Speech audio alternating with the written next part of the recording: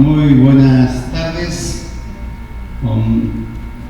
Mi primera impresión es que no está resumido el currículo. Me dijeron resumido, pues está bastante grande. Segundo, está reducida los asistentes al evento. Me han dado varias explicaciones muy racionales de lo que está pasando. Hubo otro evento donde la expresidente de la República pues se llevó el medio salón allá y acaban de salir, se han ido a almorzar y van a regresar. Pero yo no quiero castigar a los que están puntuales, están interesados. Diseño curricular de carreras y programas está dirigido especialmente a universidades y en segundo lugar tiene que ver con diseño curricular, un adjetivo bastante importante que es transdisciplinario. Hoy Hortensia pues, me parece una extraordinaria conferencia, inclusive me obliga a tomar en referencia estos datos y matizar lo que voy a decir. Es el impacto no previsto que se tiene cuando uno habla en público, así que los cambios se lo deben a ella, en lo que yo pensaba hacer. Quiero pedirles un favor. Quiero que se conecten a internet, que ingresen a esa página que tienen ahí ustedes, aquí. Entren desde el teléfono, por favor. Si no tienen datos, se conectan a la red Wi-Fi que me dicen que es abierta. Estudiantes, se conectan, por favor. Una vez que estén en esa página, ingresan el código y lo envían.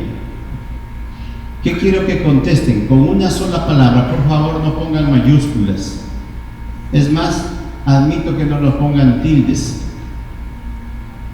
Y que traten de escribir diferenciando Z, C, porque el problema es que esta es una plataforma donde se hace un sondeo instantáneamente. Y si ponemos en mayúsculas y si ponemos en minúsculas se convierte en otra palabra, y entonces solo en minúsculas, ¿sí? Por favor, una sola palabra que evoque una necesidad del diseño curricular. Fundamentalmente es lo que ustedes quiero que se preocupen, qué quisieran, qué entienden, qué sugerencia a través de un término me hicieran a mí para hablar de diseño curricular. Esto lo hago porque la tecnología existe y lo permite, y en segundo lugar porque una de las herencias intelectuales del maestro David Ausubel en el aprendizaje significativo, una de las conclusiones fundamentales de su teoría es: averígüese lo que el estudiante conoce y enséñese en consecuencia. La ventaja es que esta metodología del diseño curricular es un hijo intelectual mío y por lo tanto no tengo por qué estar leyendo la presentación, sino más bien acomodar los intereses, las expectativas, las curiosidades, las preguntas que tengan a lo que yo podría decir y aprovechar más a eso. Ustedes comienzan a ver el sondeo de cada uno de lo que están ustedes votando. Aquí es el número de participantes. Hasta el momento van 26 compañeros que han votado, 28, y se va colocando según la frecuencia con que se repite esa palabra. En el centro y con mayor tipología más grande aparecen los términos que más se repiten y más interés hay de acuerdo al número de participantes. Entonces se va dibujando una especie de centro donde usted claramente puede ver por dónde van los intereses comunes de los que están en este momento en este salón. ¿Sí? Ya van 47, 48 y se va dibujando automáticamente esas inquietudes, esas expectativas de ustedes.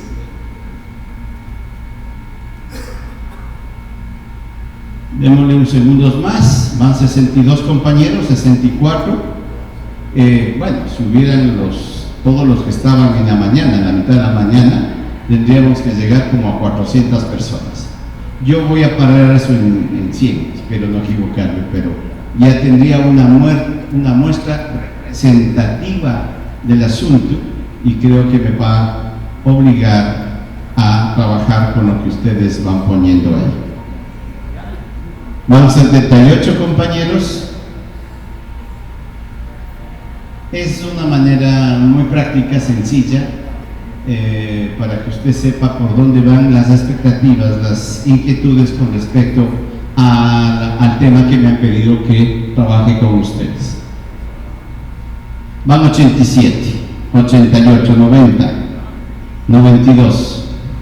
Esto no es como el CNT, ¿no? Que se apaga y luego aparece otra palabra. Así que no tengan miedo de votar. No es que estaba ganando uno, se apaga el sistema y el otro está encima. 99, 100. Bueno, ahí voy a quedar. Se ve a simple vista que estas palabras, planificación, ¿por qué se repite y no están en el mismo plano? Porque alguien introdujo una tilde. Pero algunas personas han introducido una tilde, pero de alguna manera, como no es presentación, como no es... entonces diríamos que la palabra primera es planificación, ¿sí? Es donde ustedes más coinciden. La segunda palabra que aparece me parecería que es innovación y la tercera es estrategias. Todas las demás, de alguna manera, son votos más aislados, ¿sí? De menor cantidad, que se van a la periferia y que se van colocando. Miren, estamos por 124 y hay lo que suelen llamar la tendencia. Entonces, con la tendencia ya establecida, yo ya puedo hablar y declararme ganador, ¿sí o no? Es el mismo sistema. Ahí está. Estamos con 126, planificación, innovación, estrategias, es la que se mantiene como en el centro. Pues les gustó, me están votando 2 veces. Porque aquí no se interpreta, ¿o sí? Bueno, sospecharé que no me están votando 2 veces. Bien, estrategias, planificación, innovación, eso es. Bien, les agradezco muchísimo. Esto es una condición para mí para ejercitar una intervención lingüística y visual con respecto a la metodología del trabajo transdisciplinario en el currículo. Bien, gracias, muy amables, pueden usarle, es gratuito. Si ya se sofistican mucho, tienen que pagar una mensualidad. Hasta ahora yo no he pagado. Tiene unas limitaciones importantes. Hay esta manera y hay muchas formas adicionales de hacer esto en clase, con sus profes, y te deja pues hasta tabular, hasta hacer esas cosas. Esto es isopacto, es inmediatamente, ¿ya? Entonces yo voy a regresar a la exposición. Tengo una idea más clara donde enfatizar mi intervención. Bien, en el año 1994, cuando Rosalía Arteaga era ministra de Educación, me llamaron al ministerio y me encargaron la Dirección Nacional de Planificación, luego la Dirección Nacional de Capacitación y Perfeccionamiento Docente y también la Dirección Nacional, que yo mismo la creé, que era la de Currículo. En ese año, por primera vez en el país, se hizo la primera propuesta curricular. Hasta ese entonces lo que había en el país son planes y programas, que eran unos trabajos muy escuetos, donde habían objetivos, donde habían contenidos, actividades sugeridas y sugerencia de evaluación. Eran, sí, no había más de 2 o 3 páginas por curso, por año, por grado, por lo que quieran. Planes y programas. En ese entonces nos quejábamos de que el ministerio interviniera mucho. Hoy yo diría que esos planes y programas eran una maravilla, porque eran como muy escuetos y dejaban más o menos una señalética de dónde trabajar, pero no te decían exactamente día a día, horario y todo para trabajar. Nosotros que nos quejábamos, hoy pues el escenario es extraordinariamente nefasto, ¿sí? Sin embargo, se sigue llamando currículum. Adicionalmente a eso, desde el año, en 1996, estoy hablándoles porque esto no se hablaba, por desgracia, en las universidades. El diseño curricular no era algo que preocupase a las universidades. Ellos tenían el pensum, ese era el término, el conjunto de contenidos, y el trabajo del profesor universitario consistía en tener un texto, un buen texto, en consideración del profesor, donde el índice por capítulos misteriosamente se convertía el índice del semestre y los capítulos se convertían en unidades. Era un copy-paste que el profesor hacía del único libro que no entregaba ni bibliografía a los estudiantes. Una especie de KGB y CIA que había entre docentes y profesores. Bien, la reforma que lideró Rosalía Arteaga en el año 94, que se llamó Reforma Curricular, que salieron 2 folletitos, el uno de fundamentos sociológicos, fundamentos económicos, fundamentos psicológicos y fundamentos epistemológicos.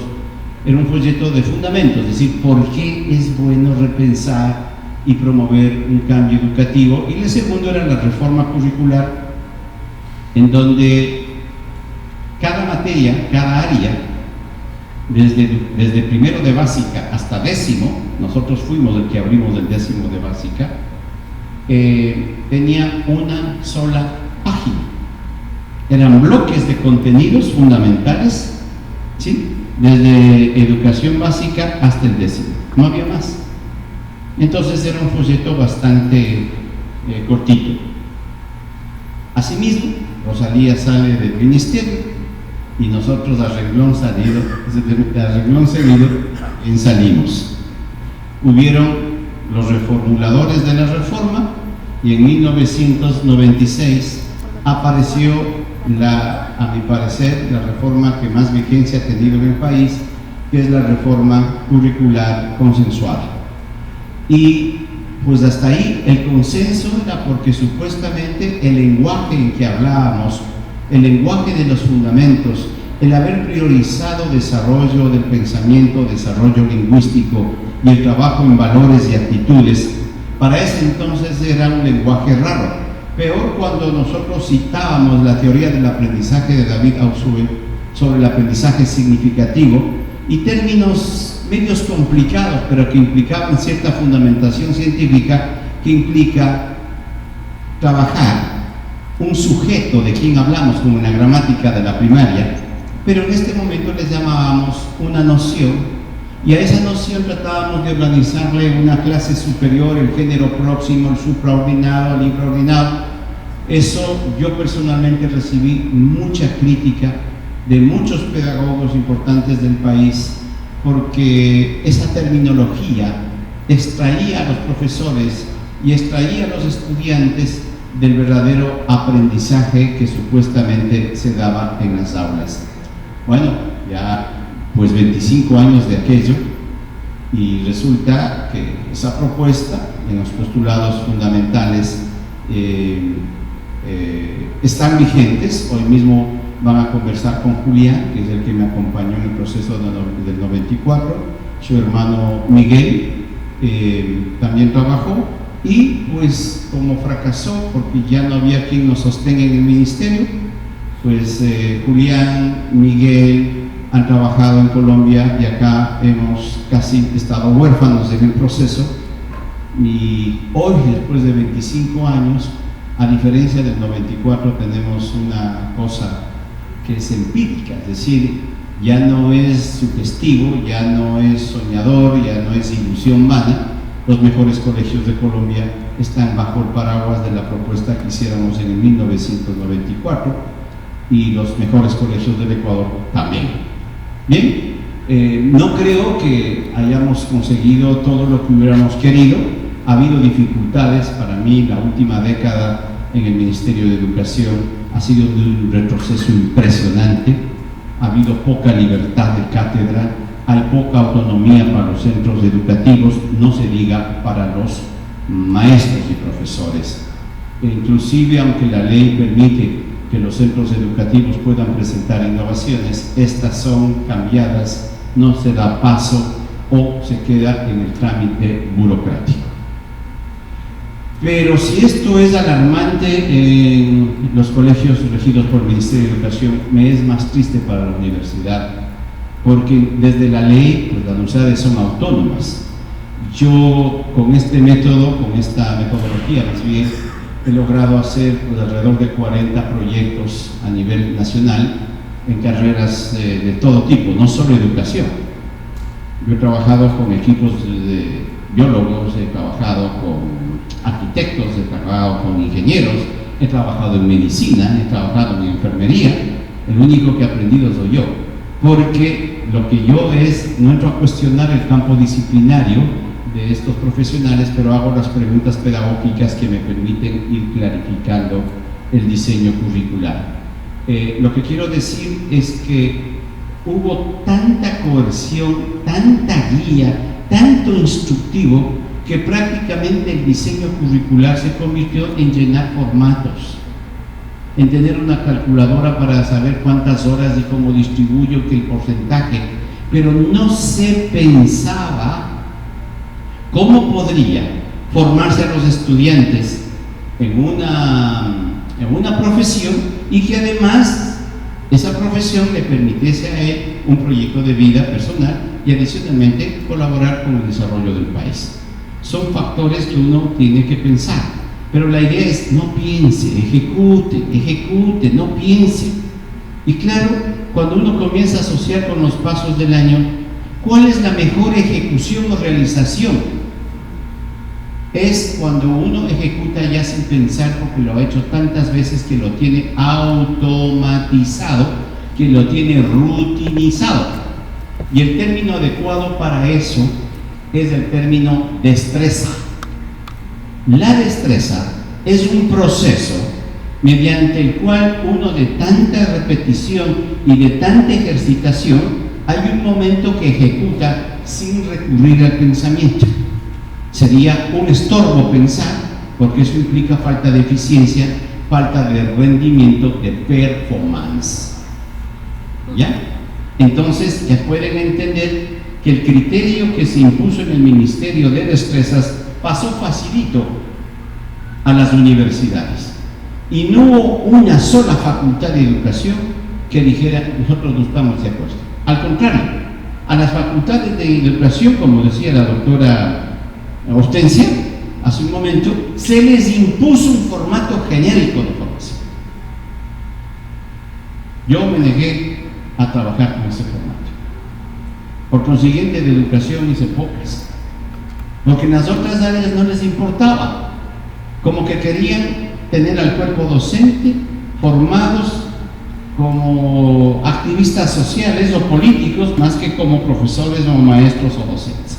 Entonces yo me resisto a llenar formatos, porque va a entrar en contra de lo que uno supondría que tiene la obligación de pensar, de reflexionar para planificar lo que se quiere como formación. Entonces hay que pensar para enseñar, porque hay que enseñar a pensar. Este fue un lema de pedagogía conceptual. Julián ha generado una vertiente un tanto propia de pedagogía conceptual que se llama pedagogía dialogante.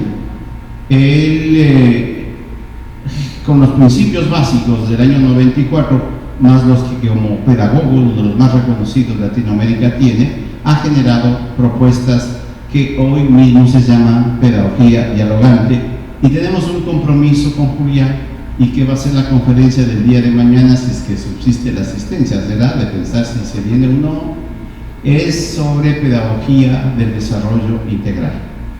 Fíjense que pedagogía conceptual solo da cuenta de uno de los niveles cognitivos, tal vez el más importante, el que marca una diferencia radical con la educación tradicional y con la educación activista, que es conceptos, y de ahí venía pedagogía conceptual. Pero los trabajos fundamentalmente de Miguel en los últimos años se ha ido por la pedagogía afectiva, él me decía: Pepe, yo no puedo estar en las aulas de clase enseñando matemáticas cuando tenemos una epidemia y una pandemia de suicidios que cada vez se va disminuyendo en edad, muchachos de 10, 11, 12 años que entran en soledad, en depresión y quieren arrebatar su propia vida. Para mí eso es más importante. Entonces, pues, heredó, digamos, el trabajo de la pedagogía más cognitiva a nosotros, y él se dedicó a un trabajo fundamentalmente de pedagogía afectiva. Bueno, entonces hoy hay muchos cambios. Esta misma propuesta de diseñar curricularmente las carreras es cómo yo evito que la gente consuma currículum, cómo hago que la gente piense en qué ser humano va a formar. Ni siquiera el reglamento me permitía a mí escaparme.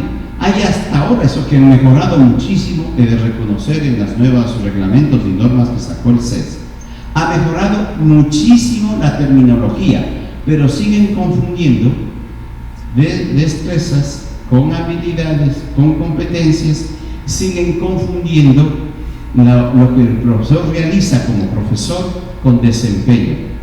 El peor término que le pueden poner a un currículo, a un espacio de horizonte formativo es desempeño. Y no me voy a inventar, no voy a recurrir a ningún enfoque, voy a recurrir al lenguaje. Desempeño tiene el prefijo des y la palabra empeño. Des en castellano, ese prefijo se traduce como sin, es negación. Empeño. Entonces me voy con el término fundamental que es empeño. ¿Qué significa ponerle empeño a las cosas? Gana, voluntad, dedicación, esfuerzo, disciplina. En el deporte diríamos ñeque, y como diría Julián, berraquera, ¿no? Como colombiano que es. Y los psicólogos dirían resiliencia. Es la gana de superación de la frustración, el darle ñeque, ¿no? Eso es empeño. Y resulta que el currículo nacional es por desempeño. El CASES ahora evalúa a los profesores por desempeño. En otras palabras, le está evaluando al profesor por las cosas que realiza en forma automática, no por las que piensa, no por las que se rasca la cabeza, no porque las que requieren tiempo, no por lo valioso, sino por lo apuro, por lo rápido, por el performance. Nadie, ni una sola voz salió en el país, peor las universidades. Yo a veces creía que el problema de bajar la cabeza y aceptar las cosas pudo darse en las escuelas primarias y secundarias del país. En la universidad también fue así.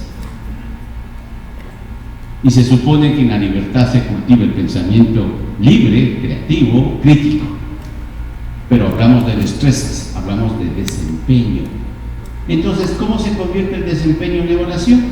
En formatos, en informes, en tablas, en vistos buenos, en pestañitas que se ponen y que van a parar a la papelería. No sé qué harán con eso, tendrán algún negocio de venta de papel, porque no se traduce en información y datos. Nosotros tenemos serios problemas cuando recurrimos a la estadística. No hay. Y cuando queremos algo, pues ¿quién es usted? ¿Cómo así lo quiere? ¿Para qué lo quiere? ¿Qué va a hacer con su información? ¿Dónde trabaja? Díganos santo y seña. Cuando la Constitución establece que la información es un derecho público, se llama el principio de transparencia, pero no existe eso. Bien, con estos antecedentes, y en honor a lo que uno siempre ha dicho y ha expuesto, comencé. Y luego comenzamos, y luego pues hemos profundizado, y ahora tenemos otro reto adicional, que es todo el espacio técnico y tecnológico de formación. Solo el 3% de la población que necesite esos estudios está ofertado.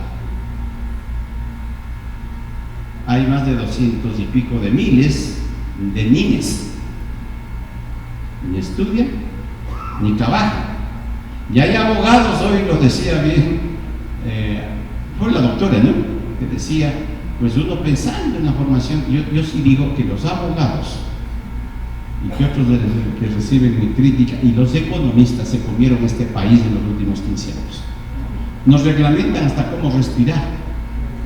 Todo está arreglado. Y los economistas ocuparon los puestos de los profesionales que saben del asunto. En el Ministerio de Educación, primer día que ingreso a la subsecretaría, 65 compañeros. Mi pregunta, en fundamentos, que se supone que es currículo, que es pedagogía, que es investigación, que es evaluación. Compañeros, mucho gusto, soy el nuevo subsecretario. Levanten la mano, ¿cuáles son los pedagogos que hay en este salón? Pues así como ustedes. Ninguno me levantó la mano. Levanten la mano los curriculistas, los que les pliegan en la vida a los colegios. Era la Dirección Nacional de Currículo. Levanten la mano los de evaluación. No, aquí hay estándares, no hay evaluación, hay solo estándares. Esos requisitos que no son mínimos, esos requisitos obligatorios del nivel de logro que los chicos deben lograr con desempeño, o sea, que pueden hacerlo sin pensar, que lo realizan sin ningún tipo de reflexión. Lo hago y punto, y es la mejor forma de hacerlo. Bueno, entonces uno dice, ¿y qué profesión tiene? Entonces el murmullo, ¿no? Bueno, alcen la mano los economistas, la mitad. La mitad de la gente.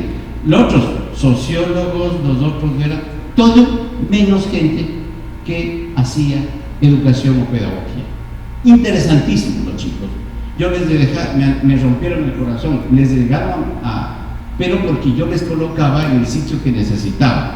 Pero así está el Ministerio de Educación en la subsecretaría que se supone que piensa en la formación de la gente.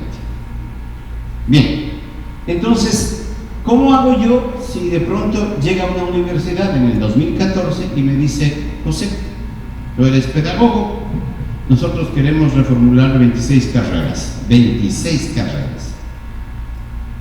Tenemos tanto plazo, nos han puesto tanto, si no, la universidad es cerrada. No hablo de Manabí por si acaso. Y pues bueno, lo tomas o lo dejas, puedes o no puedes. Poder, puedo. Querer también. ¿Ya? Entonces nos pusimos de acuerdo y me quedé en esa ciudad año y medio y ahí surgió esto que les propongo, que le hemos sometido a pruebas, que le hemos criticado, que le hemos dado la vuelta y que los proyectos que nosotros hemos hecho de carreras y de maestrías, ahora de especializaciones, y ahora estamos haciendo técnicas y tecnológicas, tiene esta manera de concebir las cosas. Primero, y paso a exponer esto brevemente. El objeto de estudio no es lo mismo que el objetivo. La primera cosa que hay que aclarar, y otra vez culpa de los abogados, porque los abogados cuando te hacen un contrato a ti te ponen el objeto de trabajo, ¿no? El objeto del compromiso, el objeto que tienes que cumplir, y te formulan en términos de intención. Dicen, construir el auditorio de la extensión Chone de Manabí, ese es el objeto. Pero construir no determina un objeto, determina una intención. Yo sé que lo que estoy hablándoles es un problema lingüístico, pero eso marca mucho la ruta de qué es. Y por consiguiente, se confunde entre el objeto y el objetivo. El objeto es donde recae nuestra acción, nuestra preocupación, nuestra intención. Y la intención es por qué y para qué yo me encuentro con un objeto. ¿Ya? Por consiguiente, lo primero es que el objeto de estudio no es el objetivo, no es el propósito, es el fenómeno, es la cosa, es el algo o el alguien que se quiere uno entender, comprender, asimilar, aplicar, etc. Estudio determina, es un término más usado en las universidades, es decir, ahí se centra nuestro paraguas, y los campos de estudio y todo el reglamento normativo está dado por campos u objetos de estudio y se ha normalizado en el mundo. Realmente el Ecuador ha entrado ya en ese proceso para garantizar que los estudiantes y los profesores tengan una movilidad, entonces es bueno hablar un mismo lenguaje. El problema es que antes del objeto de estudio era algo muy singular, se referían a algo, un singular concreto, un fenómeno, una particularidad. Pero hoy por hoy, a pesar de que deben seguir existiendo disciplinas, uno tiene que formar una actitud al debate, al diálogo. El mejor equipo no es donde todos tocan el mismo instrumento, sino en que cada uno toque su instrumento en la misma partitura, lo que es una orquesta sinfónica, 260 personas tocando el sonido que le corresponde a cada instrumento. Solo ahí hay orquesta sinfónica con un director que ordena, que hace silencios, que produce las alzas y todas esas cosas. No me digan hablando porque no sé mucho de eso, pero admiro cómo es posible que más gente que la que está aquí en este momento, oyendo una música que uno queda totalmente fascinado del sonido. ¿Ya? No todos lo mismo, sino todos tocando la misma partitura. Y los sonidos en cada instrumento son diferentes.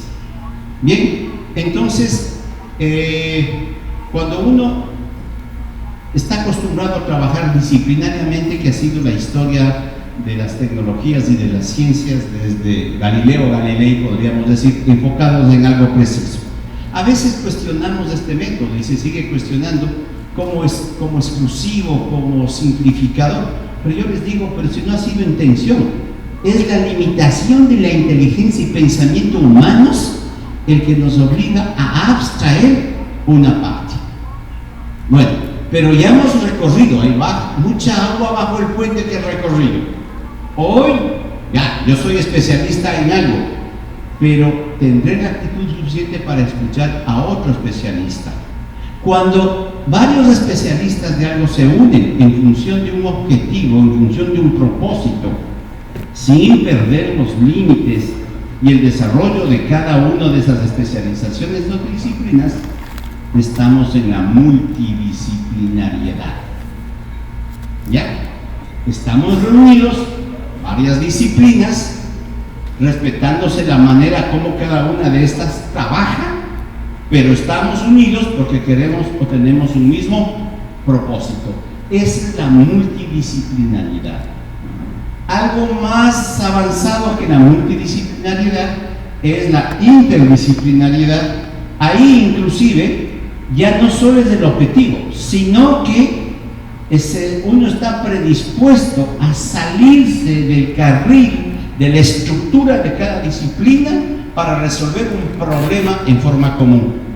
Ahí ya no se mantiene la estructura epistemológica de creación del conocimiento, sino que inclusive uno está predispuesto a asumir otro tipo de metodologías, inclusive plegándose a otra más fuerte o inclusive construyendo una nueva en función de la resolución de un problema.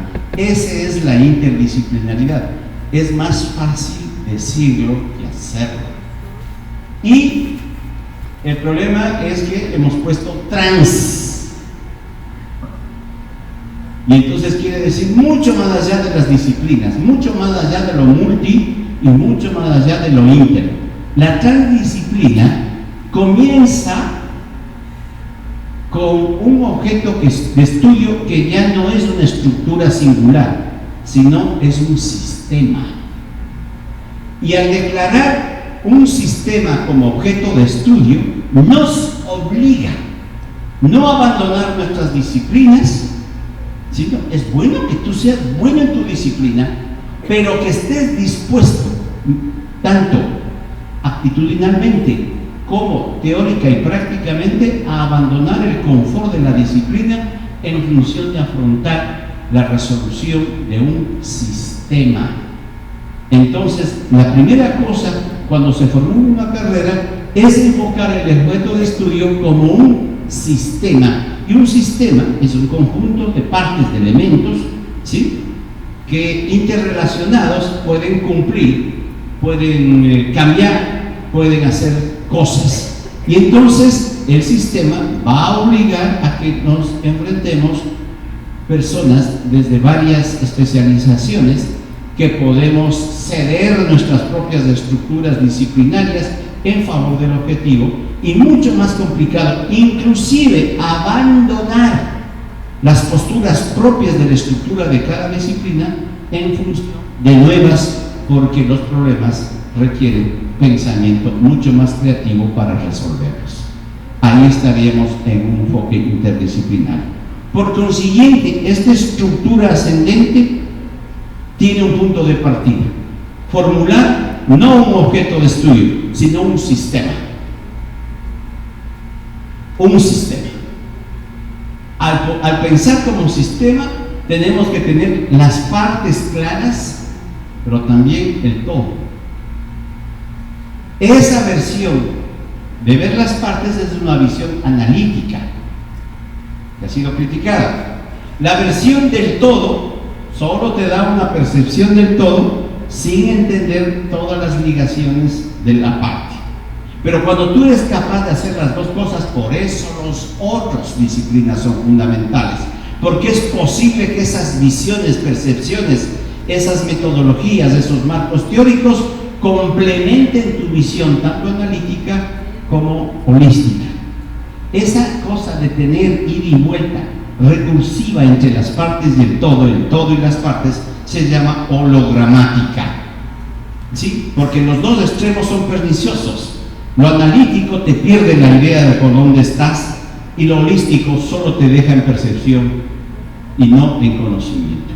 Entonces, uno tiene que moverse en esa ruta de forma permanente, y esa es la ventaja de formular un sistema como un objeto de estudio. ¿Ya? Entonces, y esto es un dolor de cabeza. Es como parir el guagua sin asistencia médica. ¿Sí? Y usted póngale a profesionales de diferente especialización a ponerse de acuerdo en que la formación, por ejemplo, de especialistas por ejemplo, lo que se decía, ¿cuál es el objeto de estudio o cuál es el sistema como objeto de estudio de un profesor generalista que les hablaba la doctora Hortensia? Le prometo que hay un listado de cuántas personas existan. Eso es lo primero que uno se da cuenta. Aparecen hasta las posturas políticas, un montón de cosas. Póngase de acuerdo, llegue a un consenso, y el consenso no se hace levantando la mano sí o no, como yo hice ahorita con la plataforma. Es de debate, es de argumentación. O sea, desde el propio diseño siempre es ¿por qué? ¿Para qué? ¿Cómo así? ¿De dónde? ¿En qué te basas? Y la pregunta más importante es consecuencias para la implementación. Porque el problema que hemos encontrado con la doctora Hortensia es tan lindo el diseño. Ahora veamos qué problemas va a surgir en la implementación. O sea, podemos llegar a acuerdos teóricos, pero el siguiente filtro es, ¿se puede implementar? ¿Hay el perfil de profesores para eso? ¿Sí? Entonces es un juego teórico práctico y de ejercicio con la realidad. Desde un principio, este diseño te obliga a hacer productivo el conocimiento. ¿Qué quiero decir? A que tu conocimiento tenga una racionalidad práctica. Y algo, pues, le comentaba a Hortensia hace 2 días, que se me ha ocurrido, es lo que se denomina conocimiento performativo. El conocimiento performativo, desde que se lo declara, está orientado a la acción, está orientada a la actividad, está orientada a la praxis. Por eso aquí hay que resolver un problema. No está aquí en esto, mañana posiblemente les hable más claro de esto. No es lo mismo una destreza, una habilidad y una competencia que posiblemente sean términos dentro de las concepciones, de los propósitos o de las cosas que queremos que los estudiantes puedan realizar o ejecutar en diferentes niveles. Y no es lo mismo hablar de objetivos o resultados del aprendizaje. Los resultados del aprendizaje obedecen a taxonomías, a dominios, y para eso pueden escoger cualquiera de los que salen en internet. Las competencias no tienen taxonomías, son integrales. No puedo dividir a las competencias en competencias cognitivas, afectivas, praxitivas. No, las competencias no admiten por definición, son integrales. Las habilidades podrían dividirse por taxonomías, las destrezas mucho más, pero las competencias no. Y entonces, como este diseño metodológico te lleva a la formulación en términos de perfil de egreso, en perfil profesional, lo que se formulan son competencias, no son competencias o resultados del aprendizaje, no. Lo que debe formularse ahí son perfiles por competencias. Los resultados del aprendizaje, en el peor de los casos, son resultados de las asignaturas, de los módulos, pero no de la formación. Entonces, les voy a mostrar todo esto, porque todos estos ejes pedagógicos de reflexión están metidos en esta presentación. Bueno, aquí es lo que ya les expliqué, los diferentes niveles que se pueden entender. Sí, esto pasó rápido, es lo que les he dicho. Aquí tengo como... Ya, ahí, de regreso. Está como metido esta cosa ahí, no sé por qué. Pero bueno, una vez definido el objeto de estudio, que es un sistema, entiendan que es diferente hablar del objeto de estudio huesos, hablar del sistema óseo. Y mucho más complejo si yo digo el sistema orgánico humano. O el debate que yo tenía es que yo me reunía simultáneamente con médicos para formular la carrera de medicina y me sentaba también con las enfermeras a diseñar enfermería. Y una de las cosas de satisfacción es entender cuál es el objeto de estudio de los médicos y cuál es el objeto de estudio de las enfermeras. Y esto no son frases, ni páginas, ni tomos. Es una cosa que si tiene más 5 palabras es pecado. Tiene que definirse con menos palabras de lo posible. Entonces, gracias a ese trabajo, y no es que a la primera salió, y no es que yo ya tenía de antemano, vamos al internet, pues en la universidad tal son campeones de medicina, lo tienen definido, vaya a ver el problema. Siguen trabajando por objetos de estudio concreto. No existe una versión así. Entonces, sí que nos ayuda, pues varios, y reuníamos y hacíamos una tabulación y discutíamos, hasta que se fue precisando. Si yo pongo como analogía en esas paredes donde uno tira dardos, volvamos a la puntería.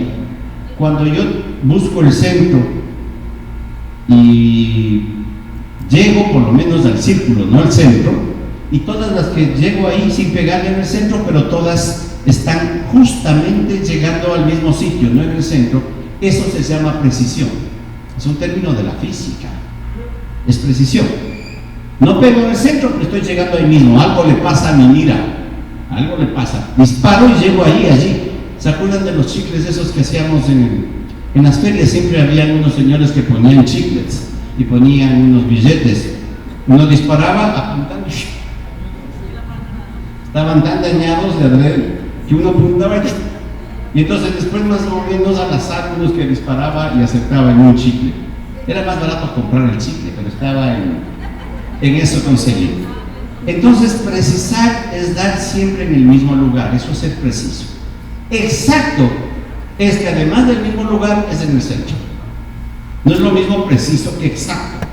Entonces, para ser más precisos, uno tiene que hablar, discutir, argumentar, persuadir. Y lo que se genera es lo que debe generarse en la academia: debate, diálogo. Y el instrumento de convencernos unos a otros son las razones, los argumentos. Ellos ganan en profundidad, ganan en precisión, y por último, cuando el objeto ya está y todos damos al mismo y en el mismo objeto, somos exactos.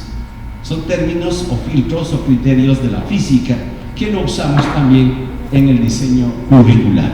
Entonces aparece el objeto de estudio. Hortensia les decía en la mañana que hay unos núcleos básicos, núcleos o campos. Claro, ella estaba preocupada de la formación de profesores, pues nosotros no, de cualquier cosa, y utilizamos los términos que están en la nomenclatura: campos o núcleos. Nunca puede ser menos de 3, porque ya no hay figura plana. Por la geometría, una figura es la que queda limitada por unas líneas rectas, por un perímetro. Bien, la figura mínima es el triángulo.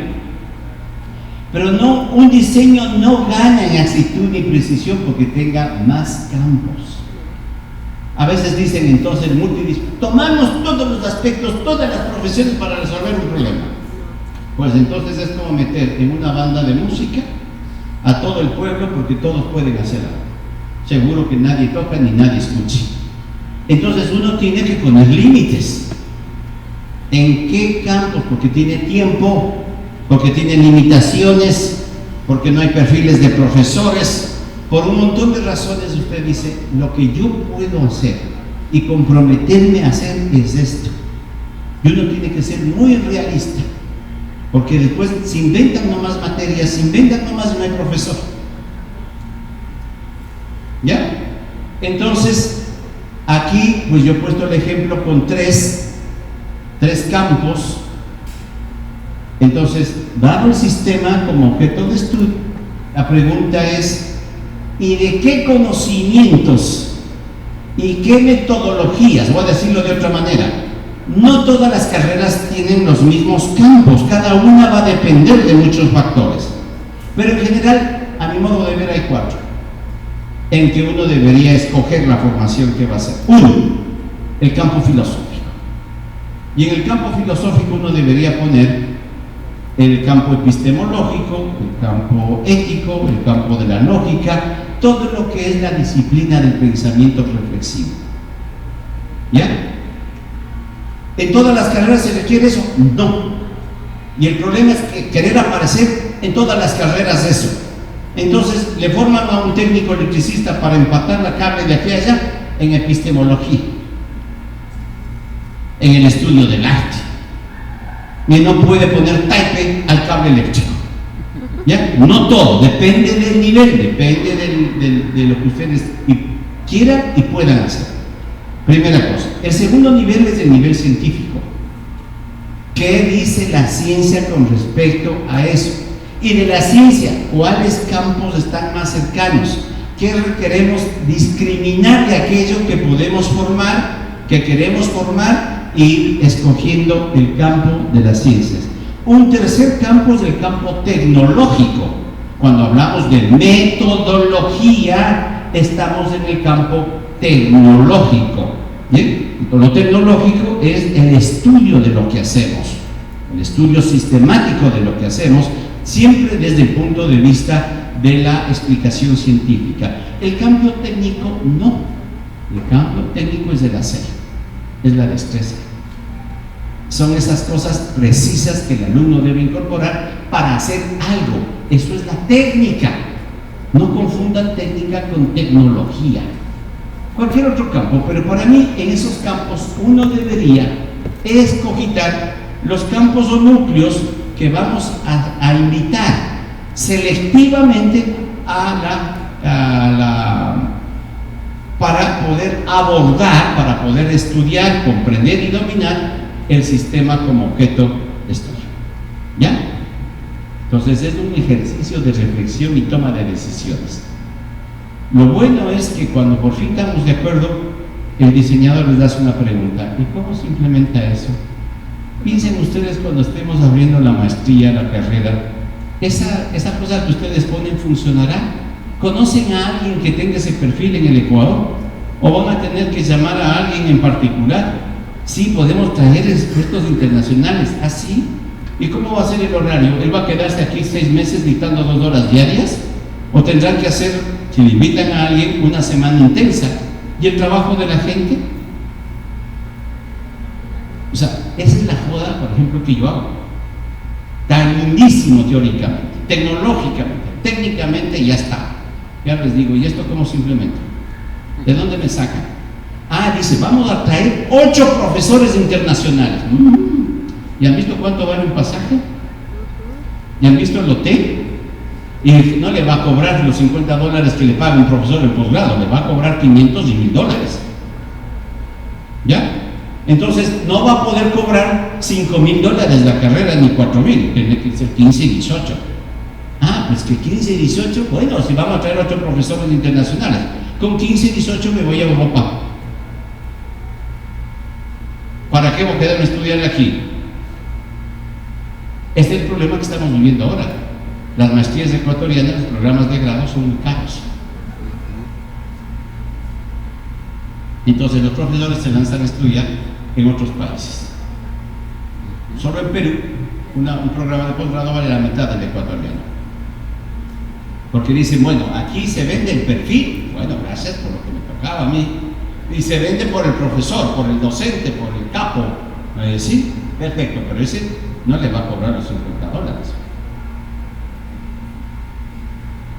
Entonces son problemas tanto metodológicos, teóricos, filosóficos, técnicos, tecnológicos, y también hay que pensar en cada toma de si se puede ejecutar o no, si es factible. Y platas. Ya, entonces yo he visto programas maravillosos, llaman a matrícula y no hay gente. Pues no pueden pagar los estudiantes, estamos en crisis económica. Entonces comienzan nomás a bajar. Comienzan a bajar los precios. Y resulta que el profesor que estaba planificado, que iba a venir de qué país, ya no lo pueden pagar. Y entonces el alumno se siente engañado. Publicidad engañosa, dicen que es. Que los abogados llaman a cuando a usted le ofrecen el oro y el moro y le contentan con plomo. Más o menos es así. Bien, entonces la primera parte. Cada cosa, y lo que estoy diciéndoles tan rápido, implica horas de discusión y de debate. Permitan, conduzcan, permitan el tráfico de las ideas, el debate. Nunca deje que se traten mal entre compañeros. Las personas son sagradas. Lo que no son sagradas son las ideas. Lo que no son sagradas son las posturas, las opiniones. Eso no son sagradas. Si usted está en equipo, tiene que suponer que lo mejor que le puede pasar a su idea es que le den tiempo para trabajarla, que otros den su tiempo, su cerebro, su experiencia, sus conocimientos a su idea. Uno con eso debería estar claro.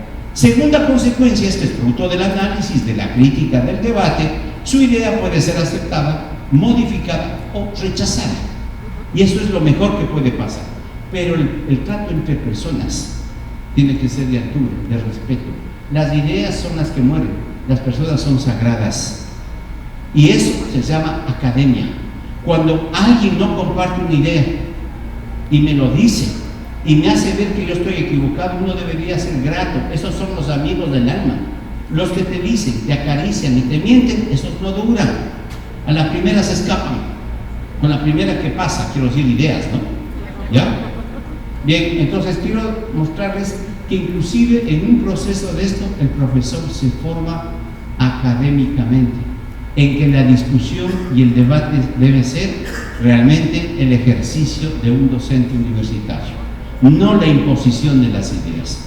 Por eso una de las cosas que yo les digo a las autoridades cuando me comprometo, le digo, solo si alguien del equipo va a ser el coordinador de la maestría, y solo si una parte de estos profesores van a ser los profesores de la maestría, y yo me comprometo, porque ellos están viviendo el proceso, están sintiendo el proceso, y entonces lo que están viviendo van a trasladarlo como enseñanza también, y van a cambiar como profesores. Pero si yo compro la maestría, la copio de otra parte y la impongo, usted tiene profesores del consumo, del cumplimiento, y entonces sus clases serán exactamente como están. Hacer como que enseño y ustedes hagan como que aprendan. Así estamos. Bien. El tercer paso, fíjense que hasta aquí estamos en una relación.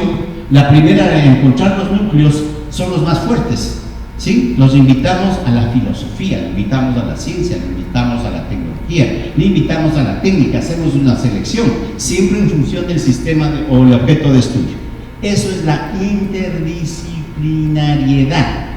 Buscar un sistema un sistema como un objeto de estudio y pensar que ese sistema, aprendiendo ese sistema dominándolo, comprendiéndolo, es como usted va a hacer una verdadera formación. Entonces ese es el enfoque trans, porque no está pensando desde su disciplina. Otro error y horror que he visto en los procesos es que los profesores que han sido profesores del módulo 1, sea cual sea el nombre, quieren seguir apareciendo en los programas de las maestrías. Y yo inclusive he llegado a negociar otros términos y otros propósitos en la especialización del profesor. No puede. Si no le ponen el nombre que quiere, pues no, ya, pelea y se da. O amenaza con que va a hablar con el rector o con el director de carrera, con el decano. Eso para mí es una muestra que ese profesor debería abandonar la academia. La academia es que cada día entres en crisis, ¿sí? Primero por el propio avance de cada disciplina en la ciencia y en la tecnología, y luego porque otros que no son de tu especialización van a poder ver cosas que para ti tienes una ceguera paradigmática, que se llama una parálisis funcional. No ves más allá de lo que tienes dentro, y esto te abre las molleras. Esto, el diálogo, el debate te permite ver con los ojos de otros. Uno debe ser grato. Nuestra cultura es contraria al debate, al diálogo, hace la imposición. Entra un concejal, va a debatir.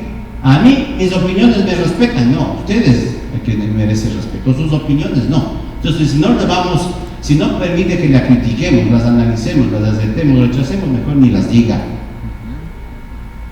¿Ya? Entonces, para mí, inclusive es un espacio de formación para los docentes. Mientras más aprendan a debatir y con otro par que también domina otra disciplina, mejor. Es que lo que se llama academia no es academia.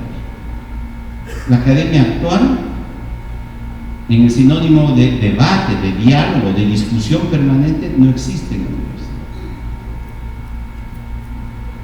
Para mí, un pretexto de esto es cuando se diseñan carreras, se diseñan cursos. Uno debería ser grato con las personas que le quitan la venda de los ojos. El siguiente ejercicio, el siguiente nivel es, bien, filosofía, pues es un campo gigantesco.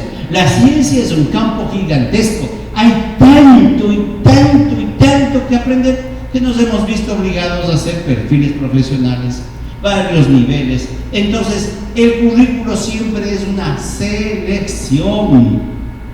Hay muchas cosas y nosotros tenemos que escoger las más importantes, las más pertinentes, las que coadyuguen o se vinculen más con el objeto de estudio. No podemos enseñar todo. Esa es una de las limitaciones de nuestra capacidad intelectual. La actitud hologramática, holística, perceptiva, global es una actitud, pero no es la posibilidad de conocimiento. No puedes. Los médicos mismos nos demuestran. Claro que hay un tipo que se llama médico internista o familiar, que tiene una percepción, pero igual, él tiene una percepción global, pero no interviene sino a través de especialistas.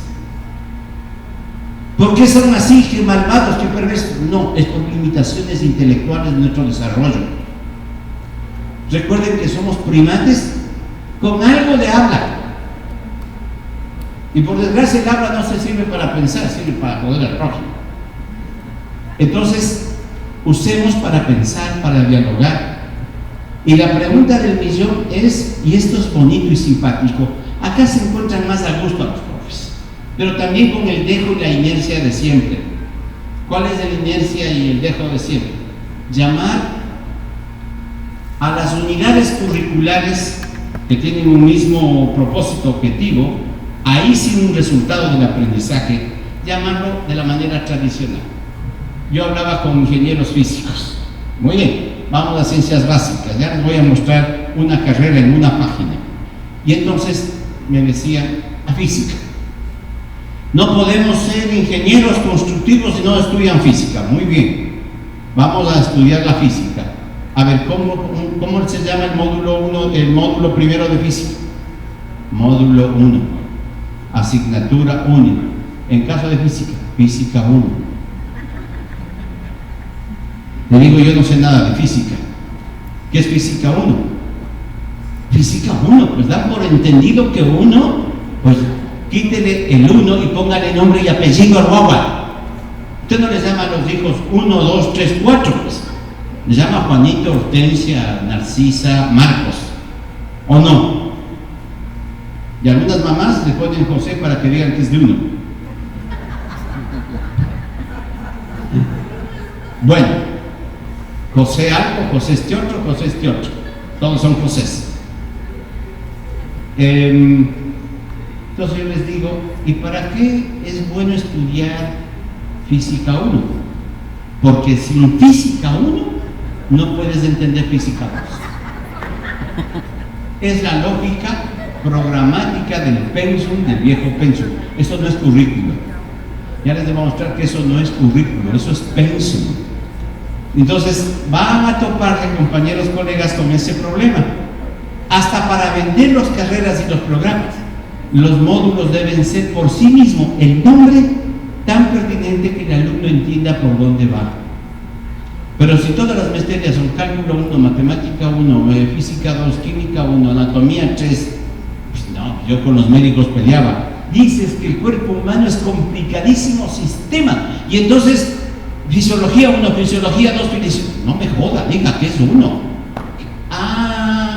Entonces después de la comenzaban a intentar. Yo ya hay unas lindas carreras que si uno lee anatomía 1 es sistema óseo, anatomía 2 es lo que quiera, pero usted decide, no yo, pero no llame 1, 2, 3 ABC, así llama. Todavía se sigue aprobando así, pero nosotros siempre hemos intentado que tengan nombre y apellido. Y 2, hay que eliminar las disciplinas, hay que superar la visión fragmentada. Y el CES en el reglamento se llama asignaturas. Las asignaturas son esa visión disciplinaria fragmentada. 1. Si bien este gráfico corresponde más a un programa de posgrado, ¿no? Y hasta en posgrado dice asignaturas, cursos o cualquier otro nombre. Módulo, porque con los profesores de posgrado, por ejemplo, lo que me pasa a mí, yo tenía que estar mañana en Cuenca dictando cursos de una maestría, ¿no? Y no puedo ir porque estoy acá en Chone. El corazoncito me decía que venga a Chone.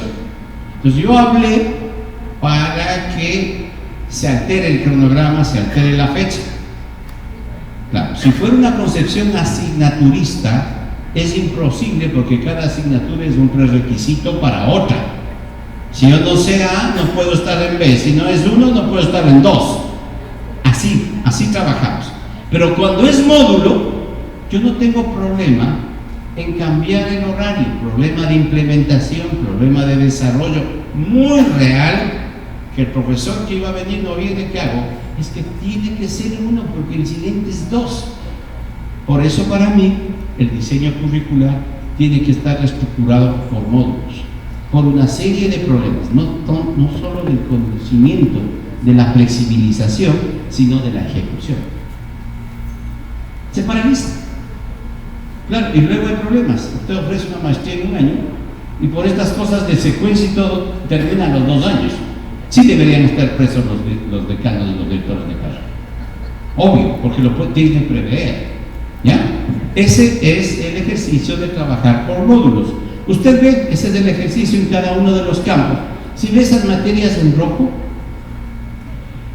de alguna manera las que están en el centro son como el eje fundamental de las otras, porque en la práctica el campo o núcleo sale a través de uno de los módulos y los otros hacen módulos más instrumentales con respecto a este que está en el medio. O sea, si ve la numeración como está, fíjese la numeración. ¿No se percataron? No es el error de mi dedo en el PowerPoint. 1, 2, 3. Eso quiere decir la secuencia sugerida en el trabajo de ese campo, de ese semestre, de lo que sea, como lo vayamos a dividir. Y entonces 1, 2, 3. El tercero será el último. Esto para facilitar algunas cosas que son normativas. No debería normarse. ¿Por qué diablos hay que hacer el proyecto integrador? Esa es una versión metodológica. ¿Y quién les ha dicho que es la única manera de trabajar? Bueno, está normado. Y si no aparece así en el diseño, pues no te aprueban. Es más, para poner módulo y no asignatura, he tenido que tener guerras con los asistentes del CES. Guerras, realmente.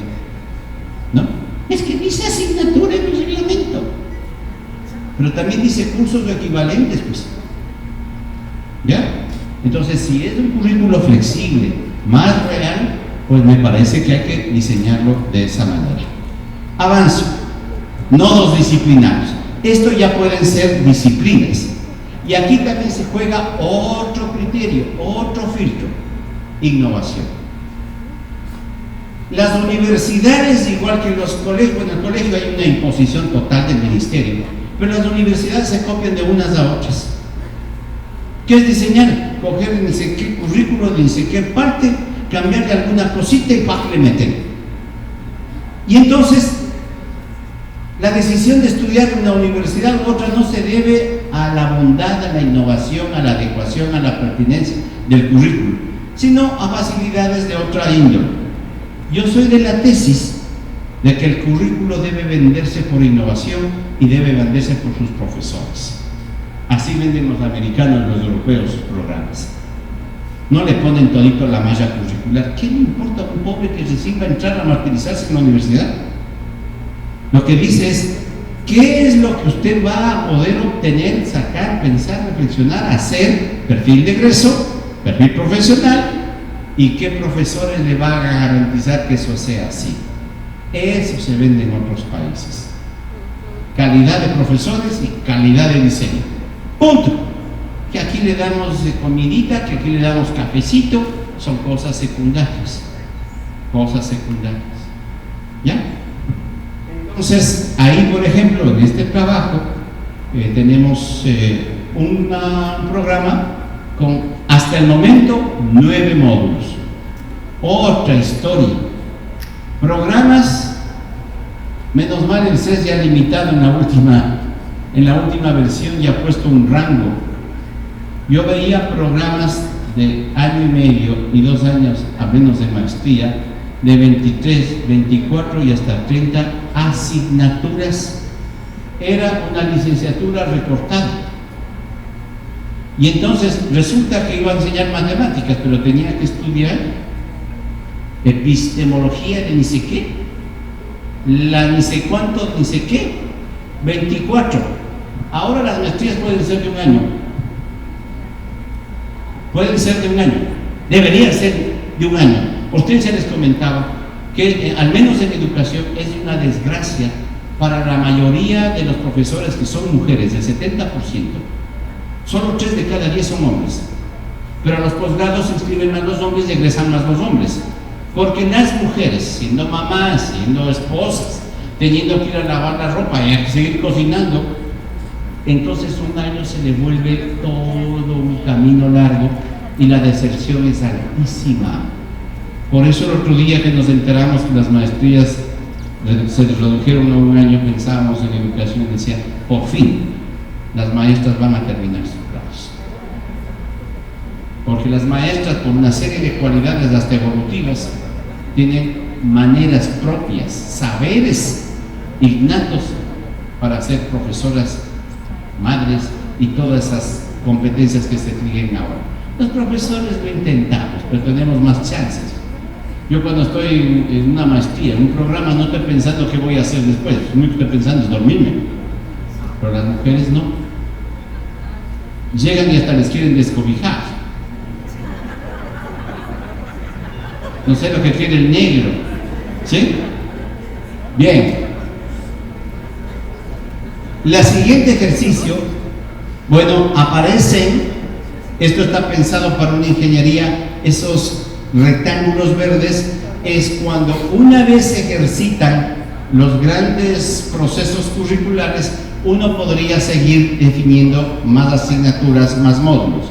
En posgrado, con los 3 que está, suficiente 9, más las de estas obligatorias de titulación, se acabó, man. 12 en un año se terminaron. Bomba, ya. Centrarnos en el proceso. Para que un profesor que va a hacer matemáticas tiene que aprender posturas epistemológicas del siglo XVI. Dígame. Es que la epistemología te da fundamento. Sí, pero no le sirve para ser mejor profesor.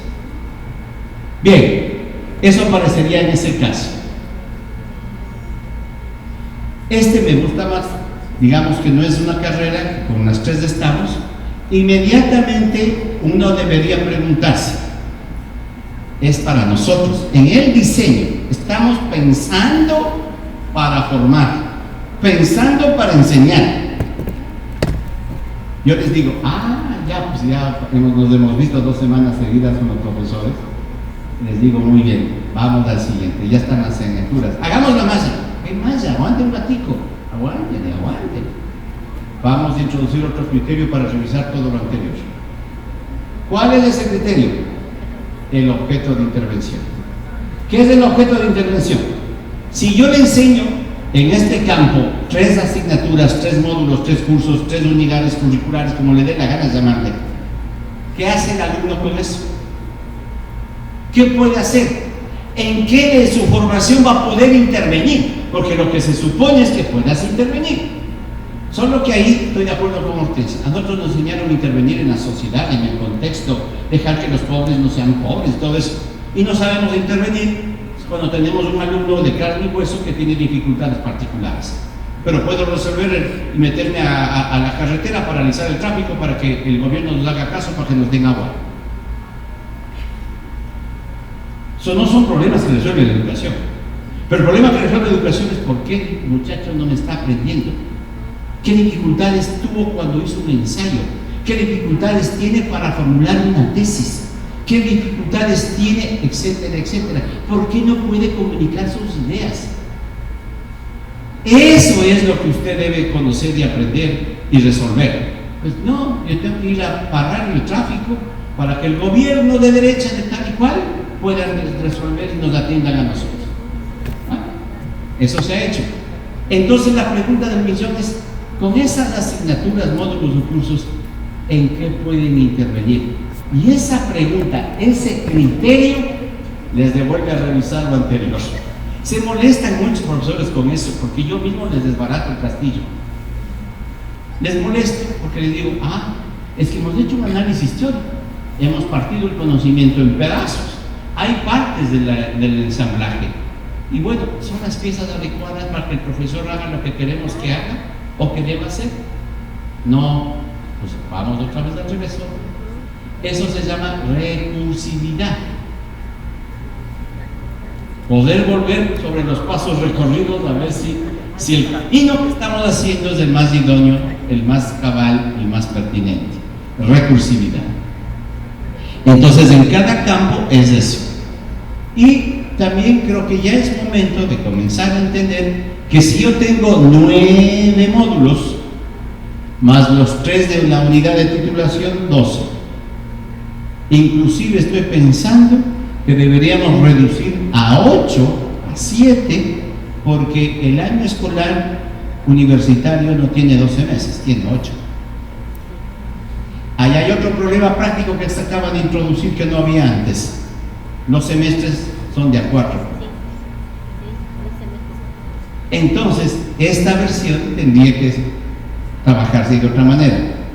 En cuanto a especificar cuántos, ustedes tienen un año calendario, pero el año escolar corresponde a 8. Piense en el periodo de vacaciones, piense que los muchachos, los estudiantes podrían graduarse al término de los 2 semestres, deberían salir, es lo que les pide el CASE. Si no hace eso, usted está jodido, no acredita. Así nomás son. O sea, ese es el problema en el diseño, no que queremos, sino que podemos. Bien, entonces, por ejemplo, esto para un año ya habría que pensarlo. A no ser que hagamos cada 3 semanas un módulo, ahí podrían entrar. Hay maneras y maneras y maneras. Cuando tomamos en cuenta las situaciones se llama contextualización. ¿Ya? Y son decisiones que ustedes deben tomar. ¿Sí? No se olvide que usted quiere hacer esto.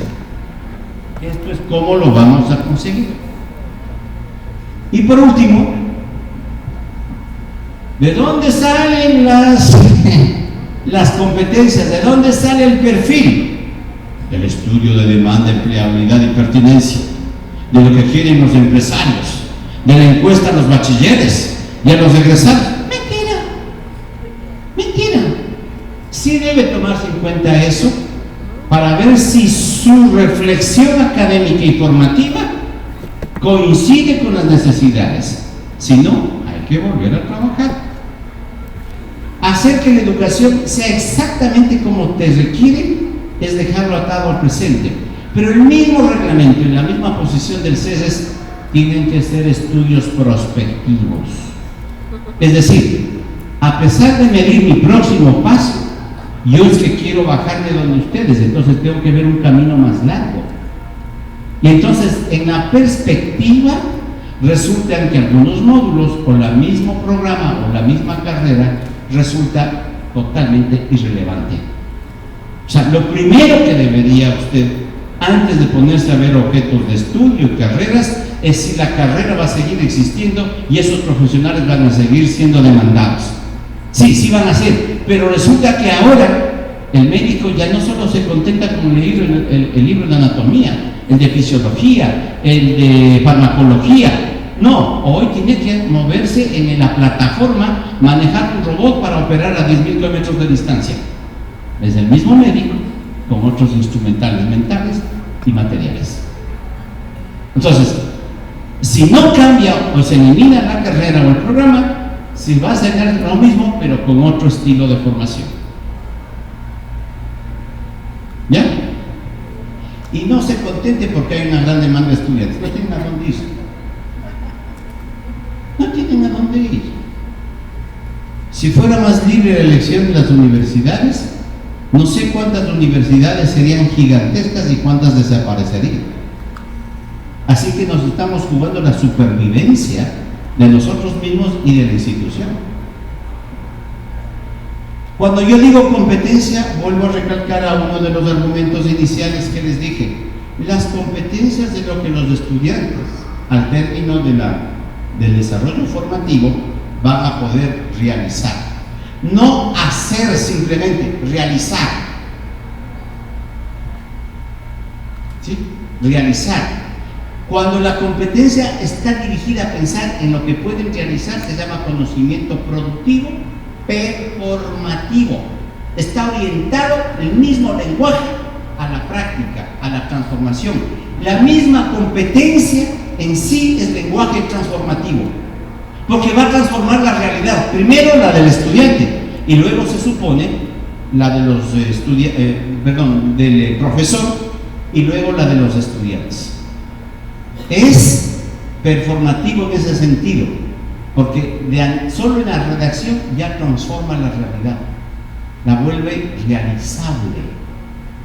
El término que está en la literatura es realizativo, pero no es un término que esté aceptado por la academia.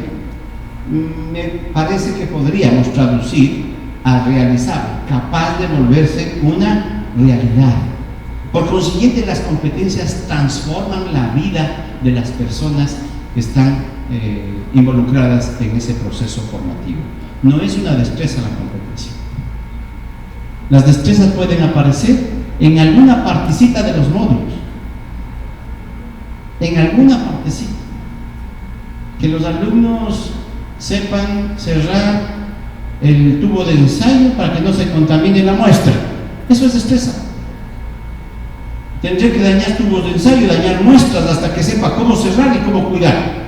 Y cuando ya lo haga, pues como los que nos sacan sangre para los exámenes médicos. Dice, ¿y ahora cómo le pincharé al señor? ¿Cómo lo haré? Nos toman ahí y ¡rum! Y mientras más diestros, menos nos duele.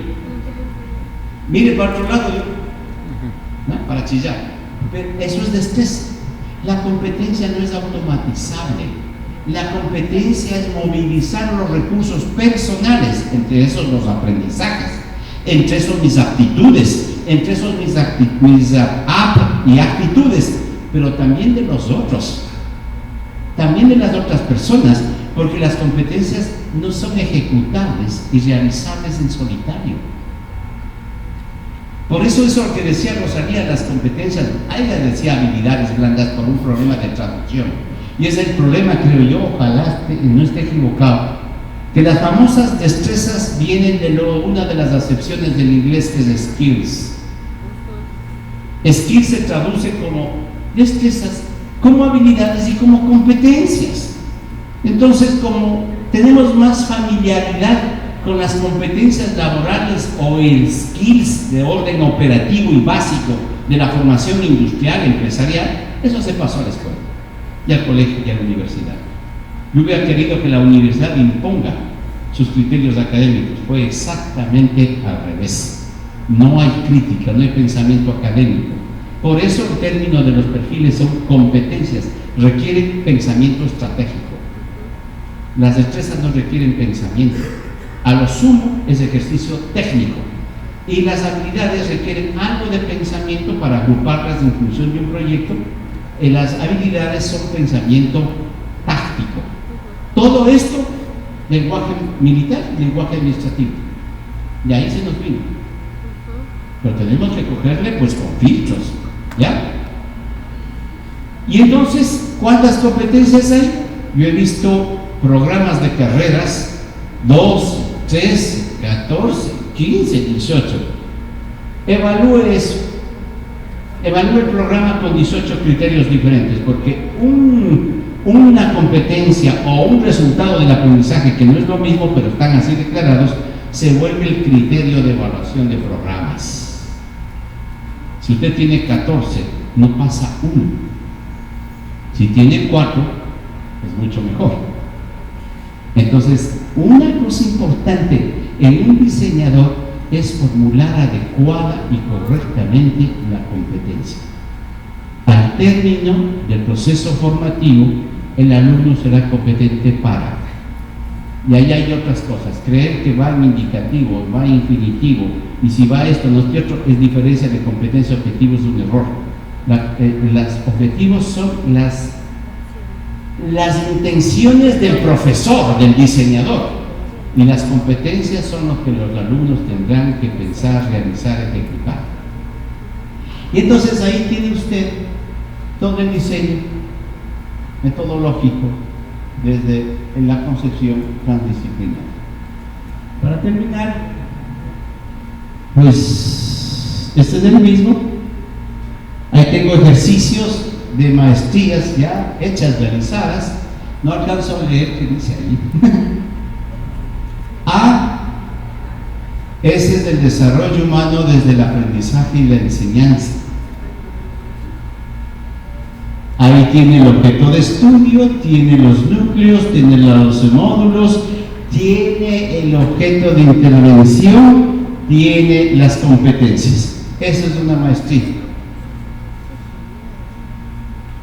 Faltan las horas. Las horas es un problema aparte. Y para eso hay normas. Y para eso está el Excel.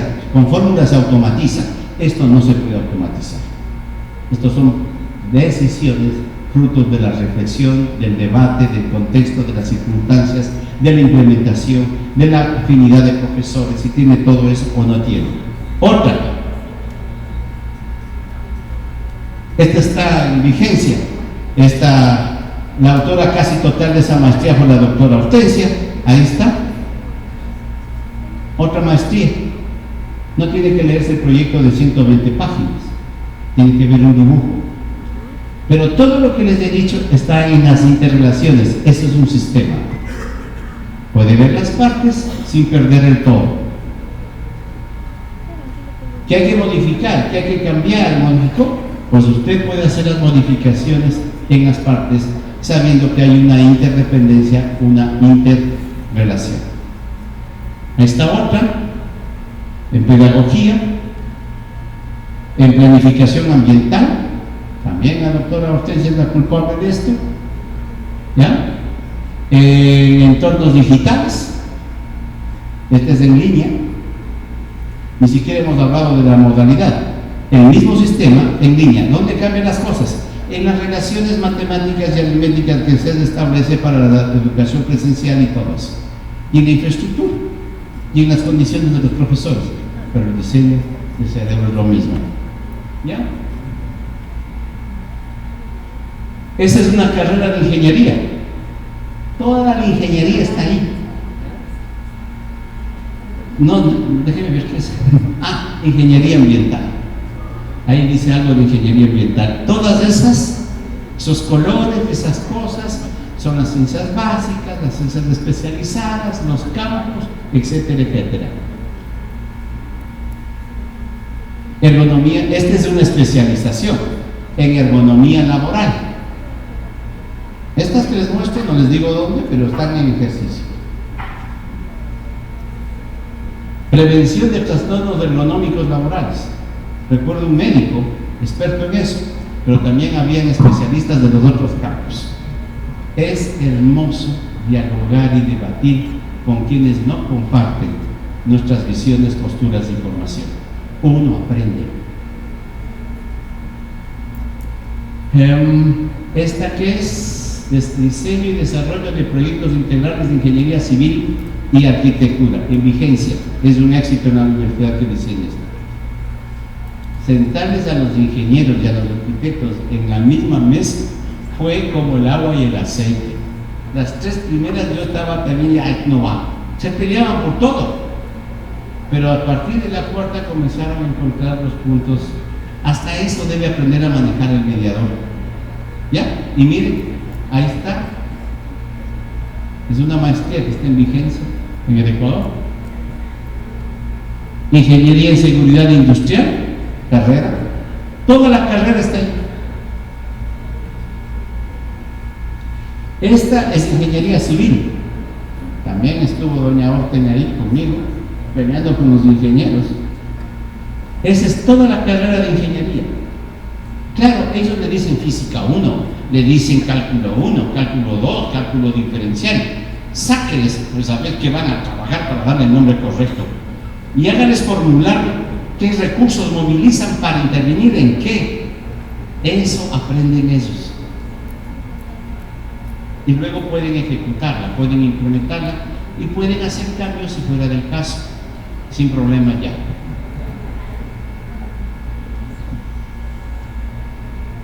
Gerencia de emprendimiento y la transformación digital.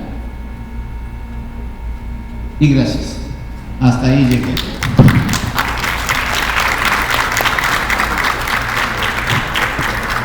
Sé que no suena más porque no hay mucha gente, no porque no aplaudan. Muy amables, gracias.